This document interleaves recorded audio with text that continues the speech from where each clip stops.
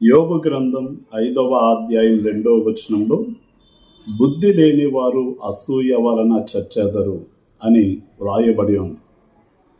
ఎవరైనా అసూయ చేత నిర్దోషులైన వారికి కీడు తలపెట్టాలి అనుకుంటే అలాంటి వారికి దేవుడు వారు త్రవ్విన గుంటలో వారు పడిపోయేలాగా, వారు ఒడ్డిన వలలో వారు చిక్కబడేలాగా, వారు ఎత్తిన బండ వారి మీద పడేలాగా చేస్తాడు అన్న విషయం మనం గ్రహించాలి.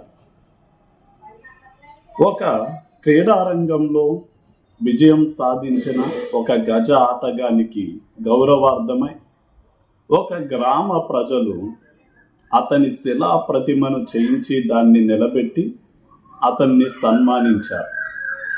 ఇది చూసి అసూయ చెందిన ఒక ప్రత్యర్థి ఏది ఏమైనా సరే ఆ శిలా పథకాన్ని పడద్రోయాలి అని ప్రతిజ్ఞ పూని దొంగచాటుగా ప్రతిరోజు రాత్రి వెళ్ళి ఒక ఉలితో ఆ విగ్రహ పీఠాన్ని తొలుస్తూ ఉండేవాడు.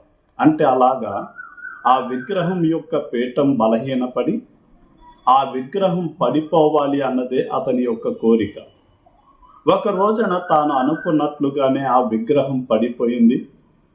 కానీ ఏ వ్యక్తి అయితే అసూయతో ఆ విగ్రహాన్ని పడగొట్టాలి అని తొలిచాడో అతని మీదే పడి అతని అసూయ చేత అతడు బలి అయిపోయాడు. కనుక అసూయ పడడం ఏ మాత్రము కూడా మంచిది కాదు అని గ్రహించాలి.